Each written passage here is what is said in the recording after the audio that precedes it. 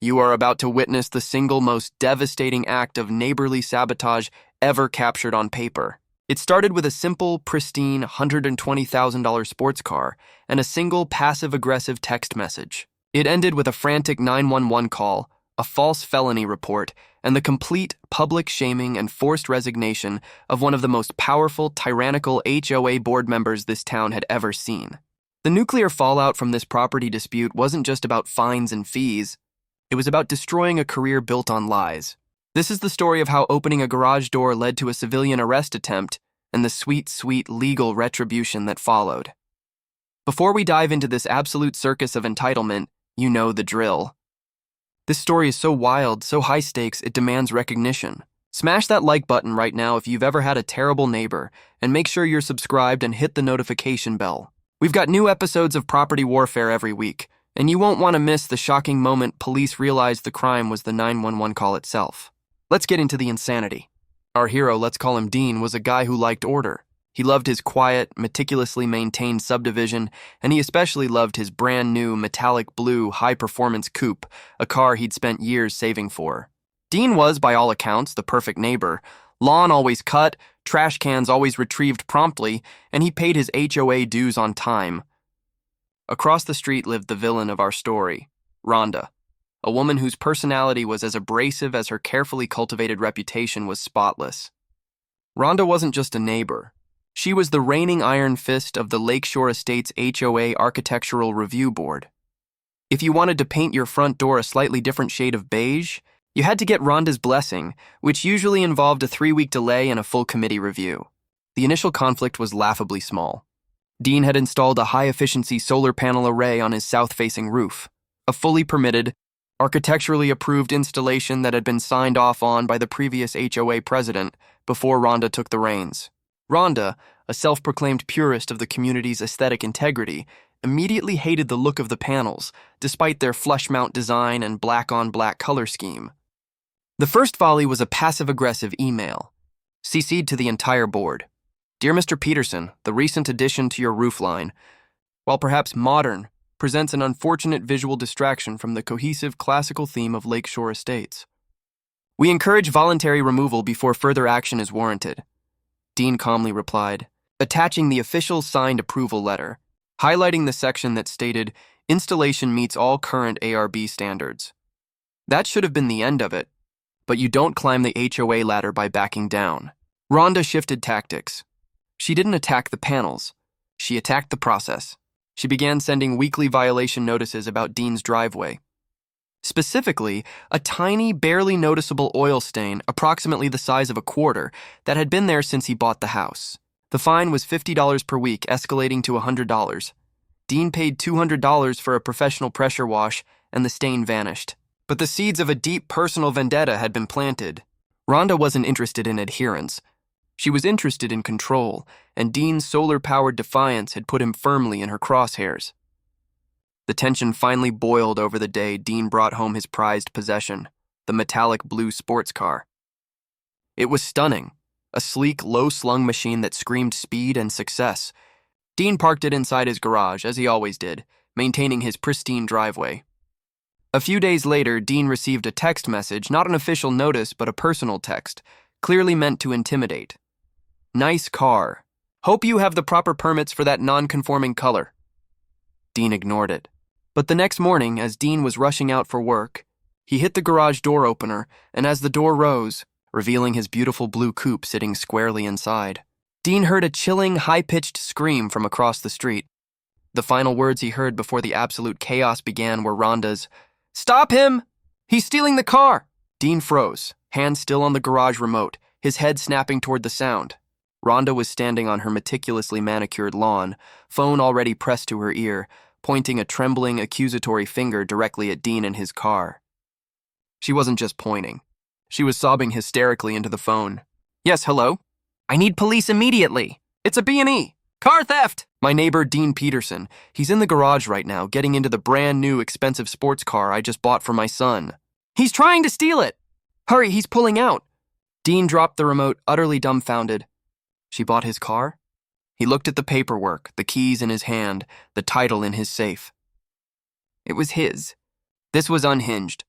He tried to walk toward her, but Rhonda shrieked even louder, taking 2 steps back, putting on a performance worthy of a daytime soap opera. "Stay back, thief. I have you on camera. You are under citizen's arrest." Dean, recognizing the sheer idiocy of the situation, knew arguing was useless. He retreated back into the garage and pulled the door down, locking himself in just as the first siren wailed in the distance. The police arrived quickly, 2 cruisers, lights flashing, and they immediately went straight to Rhonda, who was now weeping convincingly about the trauma of seeing her investment being stolen. She dramatically presented the police with a piece of evidence: a poorly photoshopped image of the blue car with a caption underneath that read, "Rhonda's son's new ride." It was clearly fake, but Rhonda's performance was Oscar-worthy. Meanwhile, Dean was forced out of his house, hands raised, by the other officer, who clearly felt awkward but had to follow protocol for a reported felony. Dean, standing on his own driveway, watched in disbelief as the officer listened to Rhonda's wildly embellished story. "Officer, I bought that car as a surprise for my boy. It was delivered last night, and I asked Dean to hold the spare key because I was out of town." "The nerve! He tried to steal a gift for a child. This man is a menace. He should be charged with grand theft auto and trespassing." Dean finally had a chance to speak, but the officer kept cutting him off, focused on calming Rhonda down. "Ma'am, we're handling it." Dean, infuriated, finally snapped. "Officer, with all due respect, she is lying." "That is my car!" "I have the title, the registration, and the financing agreement all right inside. She's a vindictive HOA board member who hates my solar panels, and this is her deranged attempt at getting even." The officer, now exasperated by the conflicting claims, finally agreed to look at the paperwork. Dean went inside and came back with a stack of documents proving absolute, indisputable ownership. The color was exact, the VIN matched the sticker on the dash, and the purchase date was 3 months prior, long before Rhonda's alleged surprise delivery. The officers looked at Rhonda, whose face was now a sickly white. The truth was out, but the damage was done. They couldn't arrest her, not immediately for a false report, because Dean wasn't actually arrested. He was detained and released quickly. Rhonda, realizing she was cornered, defaulted to her HOA power. She immediately served Dean with a new violation notice, hand-delivered right there on his driveway in front of the police. This one was truly outrageous. Violation 412. Creating a public nuisance and disturbing the peace. Fined $1,000 immediately. The police, tired of the drama, simply left, telling both parties to handle it legally. Dean was left shaken, humiliated, and staring at a $1,000 fine for the simple act of opening his own garage. He felt utterly helpless against Rhonda's institutional power. He had documentation, he had the truth, and he still lost the immediate battle. Rhonda stood across the street, smirk firmly in place, knowing she had successfully flexed her HOA muscles. Dean's blood boiled, and he knew then that a legal letter wouldn't be enough. He needed to go to war. He needed revenge. Dean didn't waste a second. He knew he couldn't fight the HOA board directly. Rhonda had them all in her pocket. He needed a tactical strike, a clean shot that would remove Rhonda from the board and cripple her reputation. His target, the 911 call and the false police report. Dean immediately hired a boutique law firm specializing in HOA and defamation law, a firm known for their aggressive, no-holds-barred tactics. The lawyer, a formidable woman named Ms. Chen, saw the case not as a minor dispute, but as a textbook case of abuse of power and malicious prosecution. The first order of business was obtaining the public records, the police report, and most crucially, the audio recording of the 911 call. This process was swift and efficient. The police report confirmed Dean's version of events, that the car was definitively his, and that Rhonda's claim was based on unsubstantiated rumor and fabricated evidence. But the 911 tape? That was the smoking gun.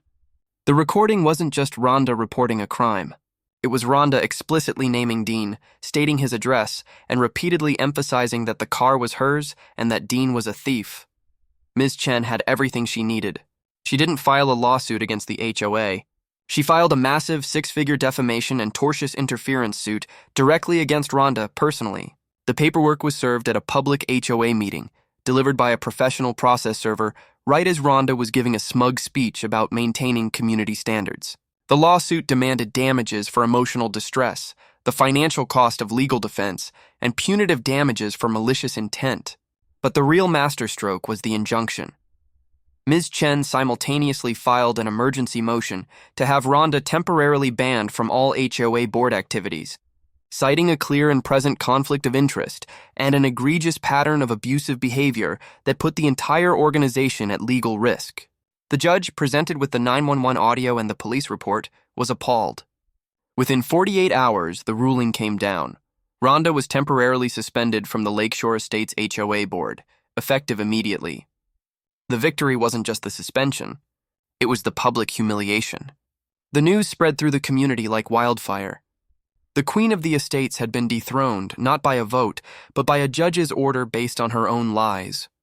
Dean's original $1,000 fine was immediately rescinded by the now nervous remaining board members, and he had achieved the core resolution. Rhonda's power was gone. But Dean wasn't done. This was only the beginning of the payback. Rhonda's immediate reaction to the lawsuit and the suspension was pure, unadulterated fury. She tried to organize a counter-petition, claiming Dean was a bully attempting to silence a hard-working volunteer, but the tide had turned. The people who had been silently oppressed by her arbitrary rules, the family who couldn't paint their shutters, the retiree fined for a bird feeder, they all started coming forward with their own horror stories. The legal consequences were swift and devastating. Ms. Chen leveraged the 911 tape not just for the civil suit but also by lodging a formal complaint with the county prosecutor's office regarding the false reporting of a crime. While criminal, charges for a misdemeanor like this are rare. The prosecutor, seeing the egregious nature of the malicious intent and the waste of police resources, filed a formal citation against Rhonda. She was now facing a court date and potential fines and community service, a major blow to her pristine reputation. The civil suit was Rhonda's undoing. During discovery, Ms. Chen subpoenaed Rhonda's personal and professional email accounts. What they uncovered was a trove of evidence. Not only were there personal emails detailing her spiteful plan to target Dean's car after the solar panel dispute, but there were also incriminating communications regarding the HOA's finances. It turned out Rhonda had been using her position on the Architectural Review Board to steer lucrative landscaping and repair contracts to a company owned by her brother-in-law, a clear breach of fiduciary duty and HOA bylaws. The remaining HOA board members, terrified of being drawn into this web of corruption and facing their own liability, held an emergency closed-door meeting. They didn't even wait for the court hearing. They forced Rhonda to sign a full binding resignation, effective immediately, severing all ties with the estates. The final, glorious act of immediate payback came from Dean. As part of his ongoing civil suit, he demanded a public written apology to be posted for 30 days on the official Lakeshore Estates HOA website homepage. The board fought it, but Ms. Chen threatened to release the corruption emails to the local press. They caved. The apology, written in stilted legal language, was humiliating.